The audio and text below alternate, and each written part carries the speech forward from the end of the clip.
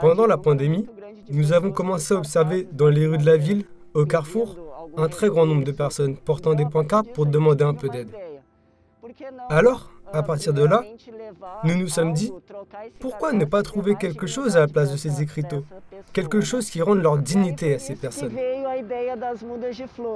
C'est alors qu'est née l'idée des plantes fleuries. Ici, en mai, nous célébrons la fête des mères. Alors pourquoi ne vendraient-ils pas aux feux de signalisation des fleurs pour les mamans? L'idée du collectif est de générer des revenus.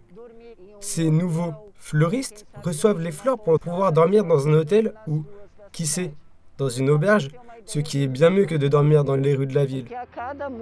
Il y a aussi l'idée d'une éducation financière, car pour chaque plant de fleurs que nous leur fournissons, ils nous donnent 50 centimes, la moitié de la valeur de chaque plant. Et nous obtenons l'autre moitié grâce aux dons et à une collecte de fonds.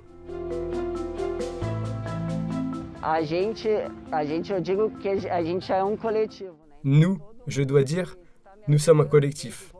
Alors, avec tous ceux qui m'aident, les volontaires qui m'aident, j'ai vraiment expérimenté une belle présence de Dieu parmi nous.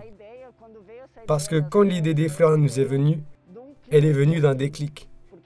Parce qu'il semblait vraiment que Jésus était présent au milieu de nous, entre maman et moi, lorsque nous avons vu ces affiches.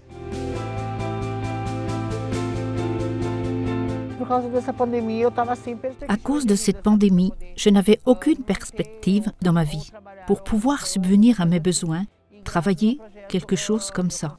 Et grâce à ce projet, ma vie est entrée dans une belle dynamique avec les personnes.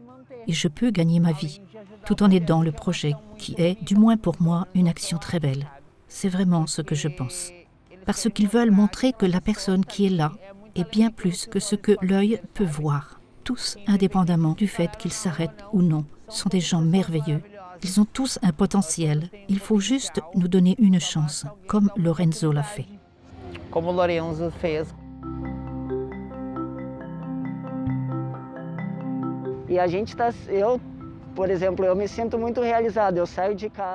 Pour ma part, je me sens pleinement réalisé. Je quitte la maison tôt le matin.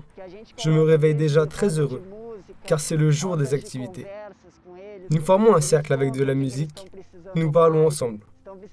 Il nous dit ce qu'il leur faudra en plus s'ils ont besoin de couverture, de vêtements.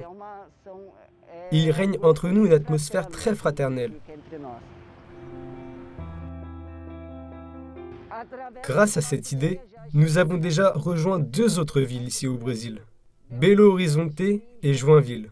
Voici l'idée. Planter une semence et, à travers cette semence, que se diffuse l'idée, qu'elle se diffuse dans tout le Brésil.